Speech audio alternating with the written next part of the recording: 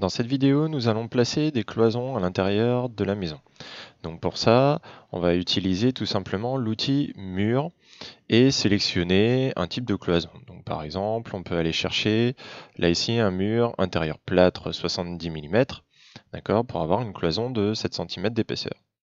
Ensuite, on va venir placer la cloison à l'intérieur de notre bâtiment.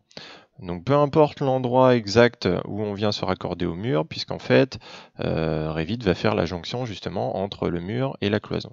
Donc je vais créer des cloisons comme ça, approximativement.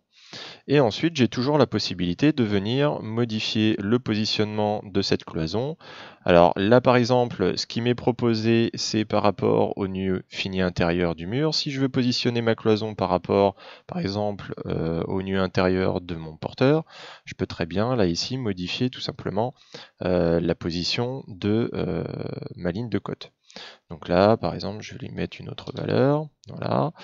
Et si je regarde la position de mon autre cloison, elle va suivre exactement la position de celle que je viens déplacer. Voilà. Donc par contre, ce qui a tendance à arriver dans Revit, c'est que au niveau de la jonction avec le mur, il peut arriver que par exemple là ici la cloison rentre à l'intérieur de la couche de doublage, donc d'isolant, chose qui ne se fait pas.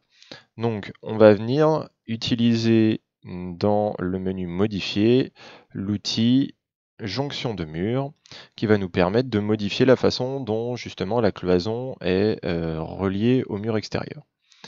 Donc pour ça, on va venir sélectionner là ici la jonction et dans notre cas, ce qu'on va faire, c'est ne pas nettoyer le joint et par contre vérifier qu'on est bien sûr autorisé le joint. Voilà. Et donc on peut reproduire, voilà, ne pas nettoyer, et à nouveau sur la ternière, ne pas nettoyer. Et donc là maintenant on constate qu'effectivement la cloison s'arrête juste avant le doublage.